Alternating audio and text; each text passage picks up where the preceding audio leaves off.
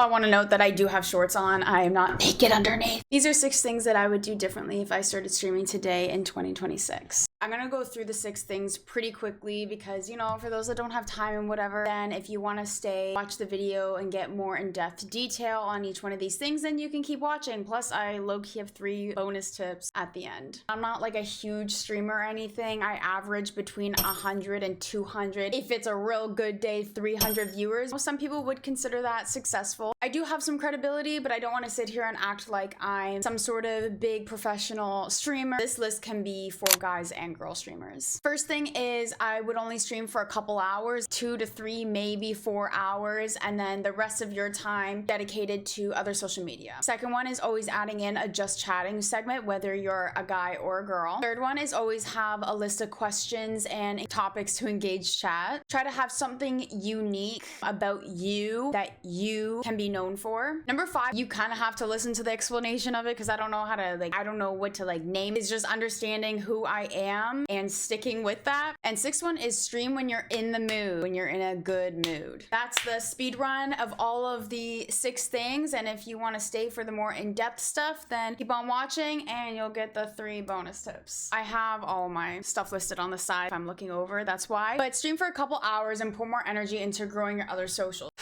I've been streaming now for probably maybe over 4 years at this point. Something that I will always kick myself in the fucking everything for. I didn't really start taking streaming seriously till last year. It's 2026 right now. Beginning of 2025, end of 2024 is when I really was like, oh shit, I kind of need to make it, or I need to use my degree and find a job. You can't really grow on Twitch, especially in 2026. It's I won't say it's impossible because nothing's ever impossible, but it's near impossible. Really not even an algorithm on Twitch. So I would recommend, obviously, narrowing down on your socials. Had I done this 4 years ago, who knows where I would be today. Get a Facebook, get a YouTube, get an Instagram, get a TikTok. I'm definitely missing one. Get a Twitter. Make short form content and post it on there. It's kind of a double entendre, if you will. You can do things on your stream that are crazy or fun. You can turn those into clips and you can just clip and ship them every single day. What I do is I do 2 shorts on all of those socials every day. You know, I haven't exactly mastered short form content, if you will, so I'm still learning. Part of it's consistency and part of it is luck, unfortunately, but you increase your odds of being lucky if you put yourself out there more, if that makes sense. Now, the second one is always add in a just chatting segment. For guys and girls, I think this is important. As a girl, just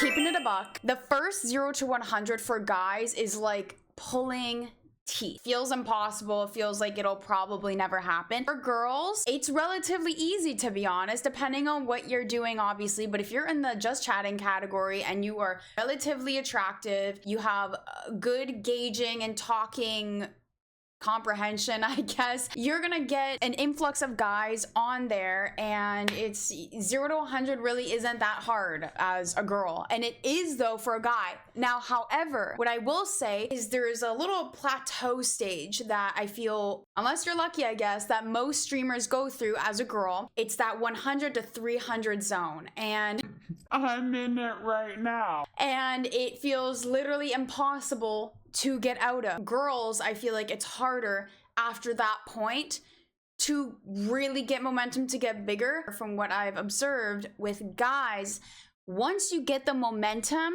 it's like 5, then 10, then 50, then 100, then 300. And you know what? That might be an over exaggeration, but from, again, what I have observed, that seems to be the trend. For girls, 0 to 100 or 200, 300 is pretty easy. For guys, it's like, oh my God. But once they get the momentum, they really get the momentum. So, you know, there's pros and cons to both. Where was I going with? People on Twitch, a lot of the time, at least from what my Twitch chats told me and whatever, people are lonely. They want to engage with people. So having just chatting segments where you can talk, Twitch chat can get to know you, you can get to know them on like a personal level where it feels friendly, it feels like family.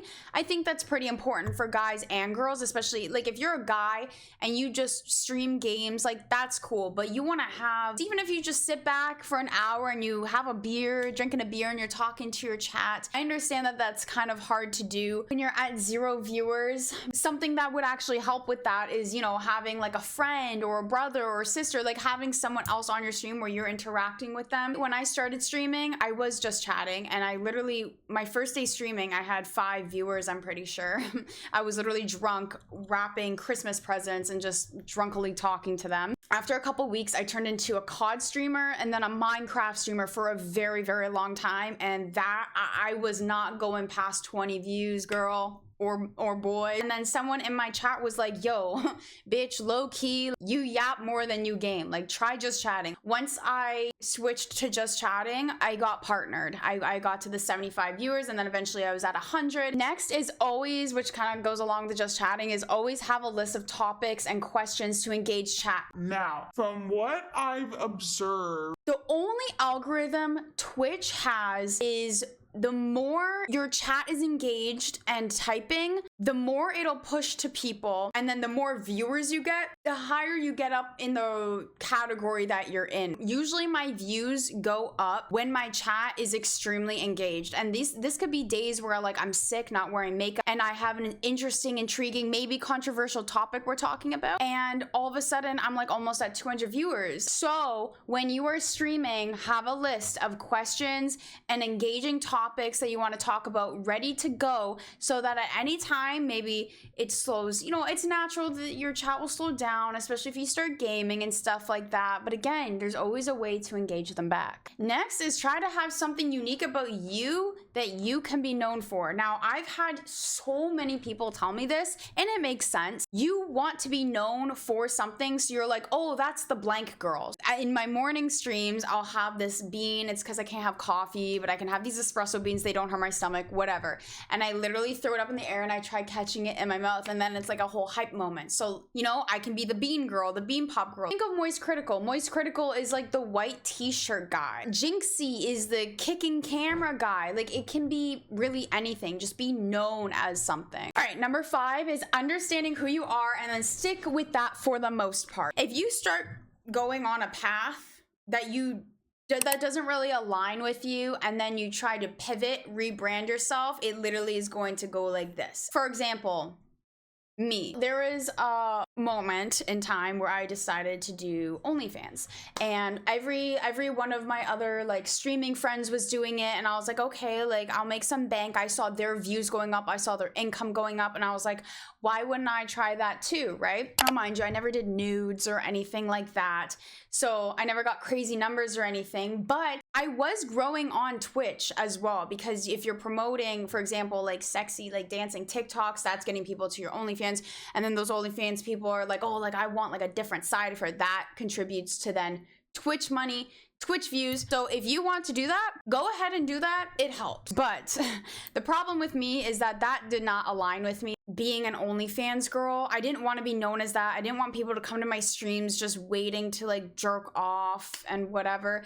And so now I'm at the point where I have to, like, my views, obviously my views dropped and everything, and I love the community I have now. You know, I had to lose people and I'm pivoting, and now I'm like essentially rebranding myself. So I mean, obviously you can test things out, but like to your core, you know, like even this goes with video games too, and chatting, IRL streams, like ASMR, like you know if you enjoy it or not, you know if it, you know, you're meant to do that or not. So I would just stick to like listening to your gut. All right, next is stream when you're in the mood, bring happy, good vibes and whatnot. But if you stream when you're not in a good mood and stuff like that, you will notice your views drop, because essentially you have to look at it from a different perspective. People go on Twitch as an escape from reality, just like how you would go on YouTube or watch your favorite show. They want to escape reality. That's not to say you can't bring up like real world topics and controversial stuff, because that's just fun to talk about, but bringing like happy vibes. Like if you're sitting there and you're in a mood the whole time and you're just like, oh my god, like I really don't want to be doing this right now, I don't have the energy for this,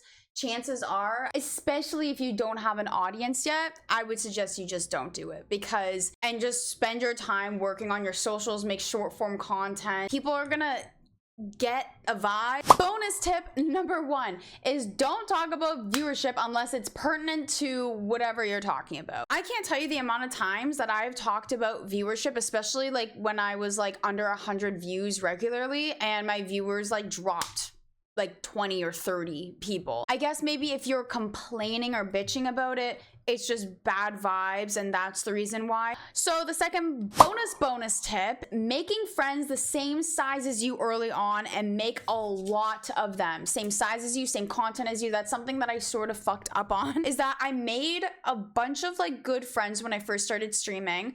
But the problem was, well, a lot of them ended up quitting streaming. So I didn't make enough friends, because it's very good, you know, content wise, to be able to collab and, you know, be able to rant and get advice from and just like talk to about like streaming problems. And then bonus tip, never force lurkers to chat, only engage. That is another thing that I have noticed as well.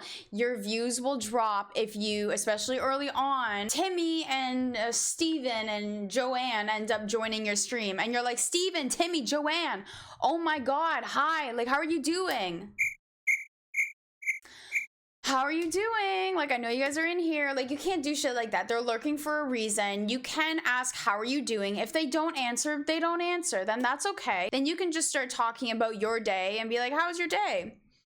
And then be like, well, my day was really good. I did this, and you can just go on from there. Like, even me to this day, like, I could have like 150 viewers. We literally had this problem the other week. Someone new came into my stream and thought that it was like only my mods were allowed chatting, because literally no one was chatting. Like, didn't matter how many questions I was asking, it's just for whatever reason, everyone was lurking except my 3 mods. And so even with that, it's bound to happen eventually. And you can't, it's hard not to get frustrated, especially if you're trying hard. But you can't allow yourself to get frustrated. You just have to be like, okay, Joanne and Timmy follow you, but Steven doesn't. Say, oh my god, Joanne, thank you for the follow. How are you doing today? I always ask, where are you from? I'm from Canada. And you can say the same to Timmy, and then leave Steven alone. Don't check who's lurking. Don't ever do that. Anyways, I'm gonna stop myself here because this is gonna go on way too long. There's a bunch of people that end up viewing this and you want more tips and tricks that I've learned. Again, I'm not claiming I'm a professional streamer or anything. I've learned things along the way, and I think these are the things that I would have done differently. Thanks for watching, and I hope it helped.